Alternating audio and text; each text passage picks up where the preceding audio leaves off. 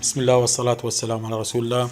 اليوم إن شاء الله راح نشرح عملية أو طريقة سحب الأموال من ماستر كارد أو فيزا كارد حولها إلى محفظة زين كاش. أروح على تطبيق زين كاش، أنقر عليه، أروح على التعبئة من فيزا كارد أو ماستر كارد. هاي التعبئة بواسطة فيزا أو ماستر كارد، أضغط عليها، أدخل المبلغ اللي أنا أريد أسحبه من الماستر كارد أو الفيزا كارد، وليكن 100,000 دينار. تشيك لي رأسا الرسم جواها رسوم التحويل هي 1750، فيكون المجموع المبلغ 101,750. أضغط على إرسال، انتظر شوية.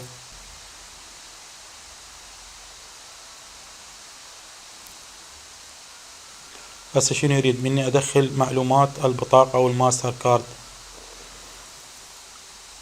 اسم حامل البطاقة كما مبين بالبطاقة، أنقله نصا، وأن هي الماستر مالتي راح أدخل اسمي بالمضبوط حسب ما مكتوب. أروح أدخل رقم البطاقة اللي موجود بالماستر، هي 16 رقم اللي هي 4 خانات. أدخل 4 خانات، 16 رقم. هسه أدخل تاريخ انتهاء الصلاحية حسب ما مكتوب، الشهر والسنة.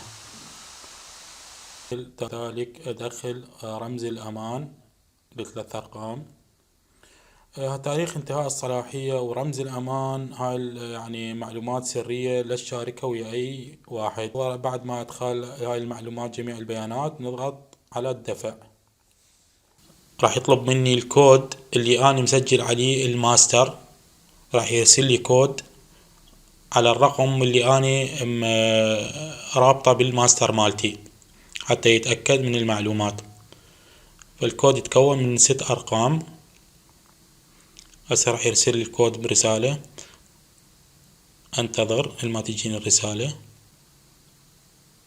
هذا وصلني الكود، مكون من 6 أرقام. أدخله بالحقل الخاص بي،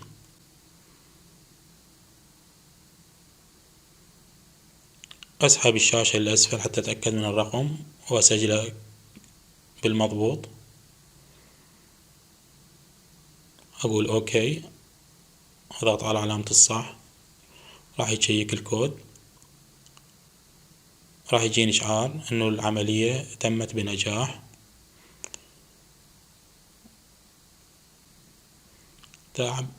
هاي جاني إشعار تعبئة رصيد بنجاح، تمت العملية بنجاح. الرصيد هو اللي دخل 103 و167. أروح على كشف الحساب، أتأكد من كشف الحساب اللي موجود على تطبيق زين كاش. هذا 103 و167.